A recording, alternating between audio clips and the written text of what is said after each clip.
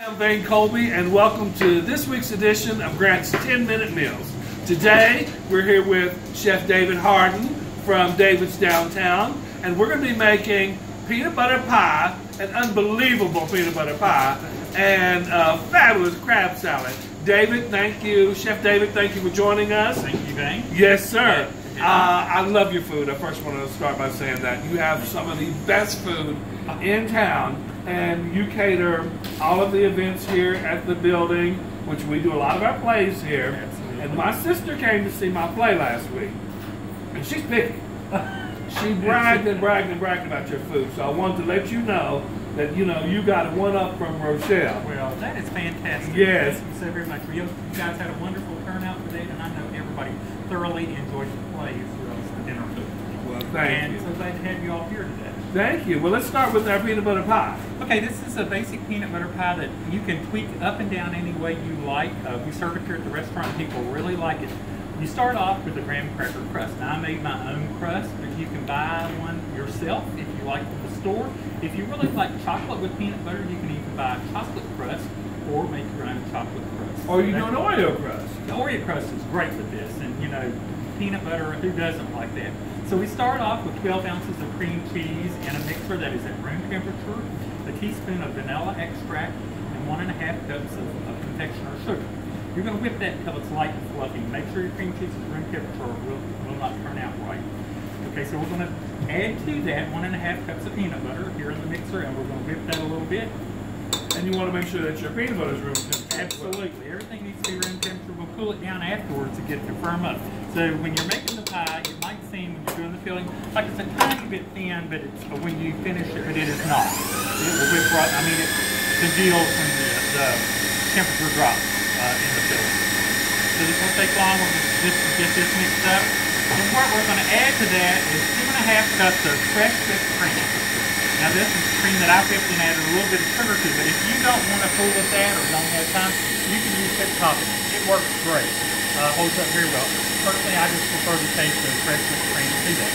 So our peanut butter is already mixed in with the cream cheese. We're going to cut this off and shrink the bowl down a little bit, and then we'll add the whipped cream. It's out of our way here to make sure we got all of the things from the bottom up. There we go. That's well mixed. Let's move this beater around a little bit to the other side. There we go. So we're gonna. This whipped cream is fairly stiff whipped cream, and we did just add a little bit of powdered sugar to it just to sweeten it up a little bit. Now, if you like your peanut butter pie a little less sweet, don't put some sugar on the whipped cream. Just do it with the peanut butter and the cream cheese. Start off, we don't deflate the whipped cream, but Right. after we get And like you said, you can use a Cool Whip Cool Whip's or great. Oh, wow. something like that if you want. Especially if you're going to keep it long term, that holds up better. You first thought I was going to use fresh peppers, quick things as opposed to that. But Okay. it's great. So, It smells wonderful. and you can use, actually I've made this with all types of peanut butter. You can even use fresh peanut butter that's the no-stir peanut butter. If you don't want to use Peter Pan or Jif or one of those, all of those work very well. Cut this off, we're just going to scrape it down and make sure the whipped cream is mixed in, and we'll put it in the shell. Off of there. I love peanut butter pie. We did a peanut butter pie on our show about a year ago, and folks just raved over it. However, it doesn't look as good as your peanut butter pie. I must say that. And you can use chunky peanut butter too if you like a crunch inside. We are going to top this with some nice toppings over here to sort of add that taste to it, but not inside the cream pie. So we're going to put this in the shell. This is so easy. Anybody can make this, and people always ask for the recipe and want to know how difficult this pie is to make. We always say, well, it's real hard. You're going to have to come back here and buy some of it before we let you make it yourself. So spread this around. Oh my God, that looks beautiful. And just get a little bit of swirl going in there. Now, I'm going to add some toppings. You can serve that just like that after the refrigerator. Probably you need to leave it in the refrigerator at least an hour to an hour and a half. Okay. Set it overnight is probably the best. But it is the one I'm serving today for you guys. We made this morning early, so you can do it the day you're serve it the day you're making. Okay. Now these are just some crumbs from some fresh brownies that we had just baked, so I'm going to sprinkle some of those on top to add a little bit of chocolate to this. And like I said, you can top it with anything. Sometimes we, after we slice the pie, we put a little bit of chocolate syrup over each piece. People like that. So I'm going to do the brownie crumbs, and then I've got some chopped peanuts here. Add that too. And if you don't like peanuts, you can do macadamia nuts. You can do anything, absolutely. You can. I have made this pie even with almond butter, which is a really nice tasting pie. It's a little bit milder, but it's really good. It's so funny you would mention that, because I almost asked you that, but I was like, well, I don't want to embarrass myself. So that's our creamy peanut butter pie. I hope that was simple enough for everybody, and I hope you tried it at home. Yes, and that was fast, quick, and in a hurry. And if you don't want to make it at home, come on down to David's Downtown. David will hook you up. David, let's move on down to our salmon cakes. Okay, so we're doing these crab cakes. No problem. Crab cakes next. These sell really well here at the restaurant. We do them many ways. We serve them as an entree. We do a crab cake salad and a crab cake sandwich. This is a real versatile recipe, and you can do this with shrimp if you prefer, or if you had grilled or poached salmon, it would be great. So basically, we're starting out with a 1 pound container of jumbo lump crab meat. You can get this any place around here at Grant's, I'm sure, and other locations also. I check this to make sure there's not any shell in there. Normally, you hardly ever find any anymore. This stuff's pasteurized, so you keep it for a long time in the refrigerator. So we're going to start off. First, we're going to add. These are Japanese breadcrumbs that I process in the food processor just to break them down a little bit. So sometimes I think they're a little big for certain things. If you're breading something, they just don't look as pretty when they're fried. So we're breaking this down. We're going to put this in for a little bit of a binder, not a lot. So now, if you don't have those, could you use like a panko? You can use panko. You can use regular seasoned breadcrumbs, or you could do your own breadcrumbs and toast them in the oven. Okay. It's mainly to sort of pull the crab cakes together. You don't want to overdo it, but they're not going to hold together very well if you don't. Okay. And the other binder is egg. I would have put that in. This is 1 beaten egg, and that's plenty for a 1 pound container of crab meat. Okay. Now this looks beautiful. You do not have to have all of these colors of red bell peppers. We just did this to really make these look colorful. If you have just green or one color, that works well. But we have red, orange, yellow, and green today. So I'm going to add about 2 spoons. Those are small tablespoons. I love the red pepper too, because the red pepper sweetens it a little bit. It's got a little sweet, and it's really pretty in there. So we've got 4 kinds of peppers. A little bit of each. I always do raw vegetables. Some people saute these off. I think really they get a little too done when you're cooking that crab cake. If you pre-cook them, I like them raw because they're just right by the time you finish cooking. About 1½ spoons of onion. We've got some fresh parsley here. A couple spoons of that. Now, these are capers. If you like capers, use them in there. These capers are buds off of a bush. They're delicious. They're pickled in a brine, and they're really good in seafood sauces and things like this. But if you don't like them, leave them out. Oh, okay. Okay, this is just regular Old Bay seasoning here. I was wondering what that was. Got 1 large spoon of Old Bay seasoning. And you can put lemon juice in there. We usually serve lemon on the side. I think it's fresher tasting when you decide that you're ready to eat the crab. So we're going to lightly toss this before we add the last ingredient. So this is sort of looking like a crab salad almost, but it has egg in it. So you're going to add enough mayonnaise. I was going to say you could just almost eat it like that. You could. You're going to add enough mayonnaise to sort of bring this together. And this is just store-bought mayonnaise, and any type that you like works well. And remember, you can get all these ingredients from Grant Supermarket. Absolutely. They have it all, and they've got friendly folks working there that'll help you if you don't know where things are. Okay, I'll put just a little bit more in there. Just enough to sort of bring it together. What you're trying to do is enhance the flavor of the crab meat, but not overwhelm it. Because, that crab meat's sort of a delicate thing, but it's sort of like a lot of foods. It needs a little help to really taste great when you're eating it. So that's what all these ingredients are for. So that's what it should look like before you do your crab cakes. Nice. You can see already that it's sort of firming up a little bit because of the breadcrumbs. It's going to be easy to handle. So I'm going to put on a couple of plastic gloves here. This is a simple way to do these because these are the best tools you can buy. Right. Or the ones that came with you. So we've got a skillet here. I've done a couple in advance, but I'm going to show you sort of how I do this. I do a 4-ounce measure. It's really good.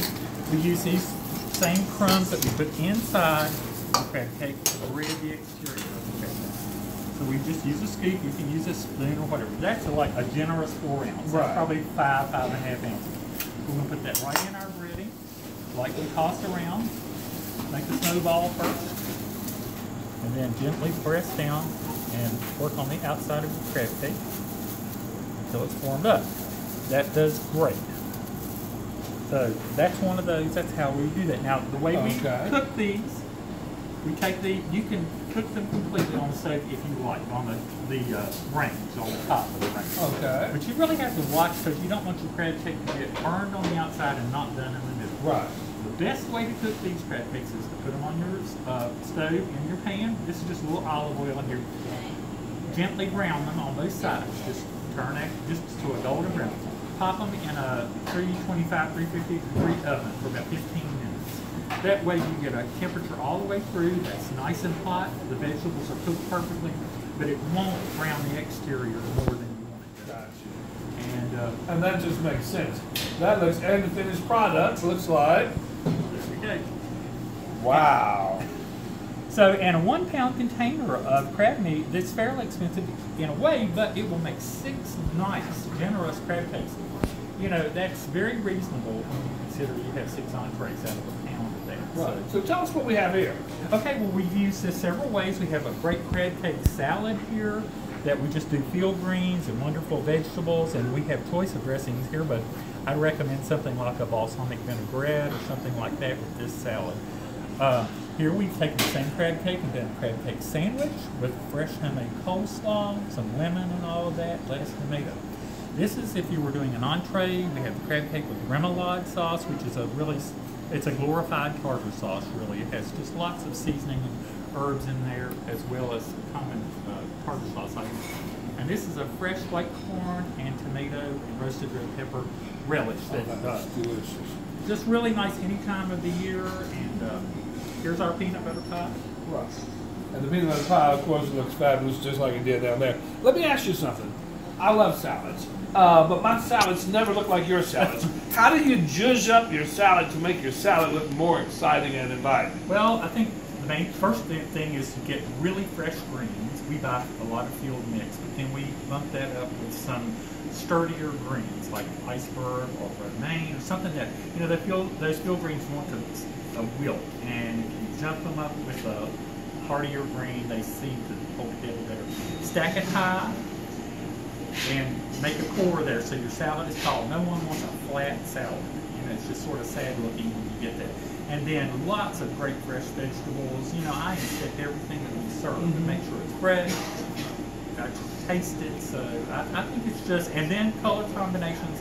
That's probably the most important thing to people who are being served these salads. They want to bang when they have their entree set down in front of them and their salad and all of that. And it needs to look as beautiful as it tastes good. And see, that's where I think I've made my mistake too. My salads are usually flat. I'm going to build my salad up and build it high. Before we wrap up this segment, I want you to tell me a little bit about your catering here, and tell me a little bit about the building. Well, we have great catering service here. It's called David's Downtown, and we also serve a light breakfast and lunch. We're open Monday through Friday, 10 till 2. We go out in the community and cater all types of events as well as catering here at the Park Center. We are located here in the Bluefield Arts Center. My first restaurant years ago was here, and then I did some other things, and I'm back home now actually, so it's thrilling to be back here where I started out. And Betty Brainerd is here too, and she was here at the same time when my original restaurant was here. Wow. And Betty is the director here.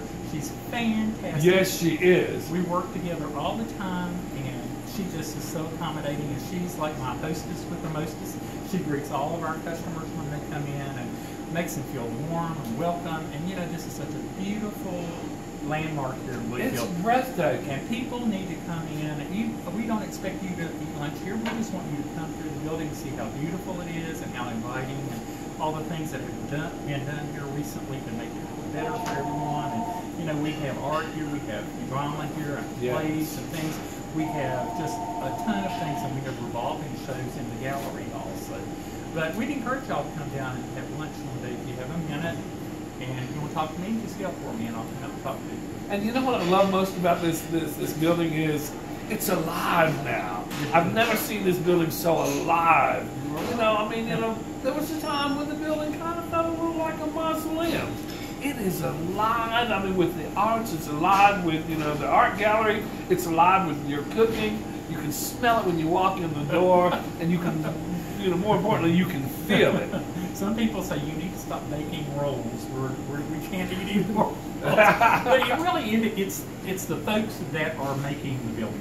The building is a structure, but it's the folks that are in there and making it. It's exciting and fun to enjoy. You know, just a wonderful place to live. Well, Chef David Harden, I would like to thank you for joining us. Now, if you want to know what's going on in the kitchen, join us every first and third Wednesday of the month for our 10-minute meals. But if you really want to know what's cooking, join us at one of our 16 locations near you.